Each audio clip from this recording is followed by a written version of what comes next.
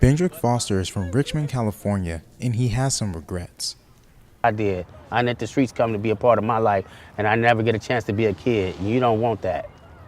Bendrick Foster and a volunteer post up at this park each school day. He founded a program dedicated to keeping kids in school.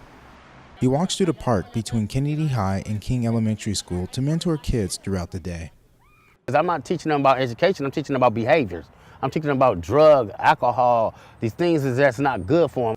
These are some of the kids that Bendrick says he keeps an eye on. They were suspended from Kennedy High for an alleged in-school altercation. They also say that they have been suspended for what they see as smaller offenses.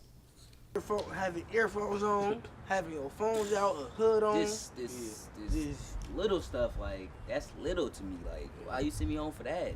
That don't make no sense to me. That just put me down. Just be like, I don't want to be in school no more. Like, that just make me not want to go. While these students feel that they are being unfairly punished, a recent report from the school district showed that black boys are being suspended more than other groups.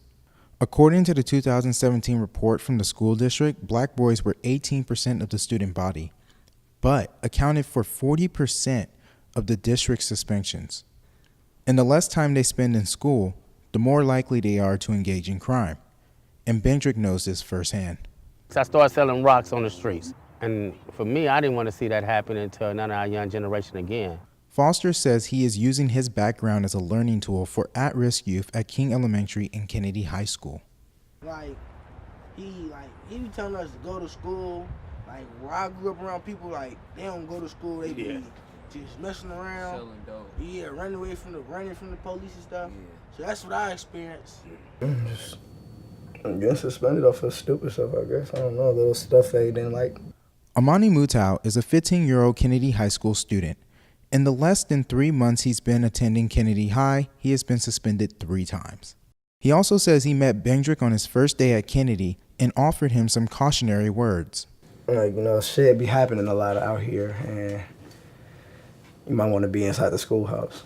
Amani admits that he has issues going to and staying in class, but says that his teachers don't do much to encourage him to attend. Amani, put down your phone. That's the only thing you said to me. You didn't even say good morning. You didn't even ask me why I'm late.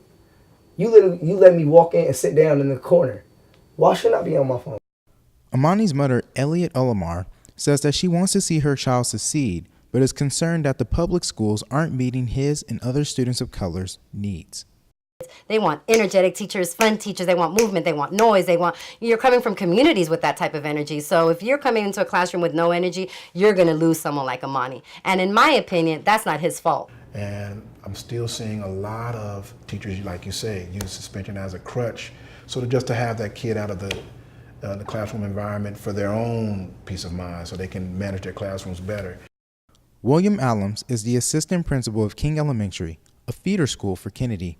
According to Mr. Allums, students don't feel that they are getting the attention they need in school and become exposed to the dangers outside of it. A lot of our kids just don't sense that there are people out there who are really have their best interests at heart, especially when it comes to schools. The school district created a positive school climate policy to address the disparities in discipline among black male students, including supportive practices that account for possible trauma the student experiences, such as abuse and homelessness. So when they're coming from that, education is, not necessarily the most important thing. They're trying to survive. When kids feel like they don't belong at school, they end up at risk of getting in trouble with the law. Usually kids that are in the juvenile justice system, if you go backwards, there's probably some attendance and some truancy issues there. Assistant DA Venus Johnson recently joined the Racial Justice Task Force. The group was formed in 2016 to address racial disparities in the juvenile and adult criminal justice throughout the county. She says that her office addresses cultural factors in schools and families that contribute to disparities. Instead of automatically shaming or wagging our finger at the parent or the child, we have to all be the adults in the room and come together and figure out a better way to help.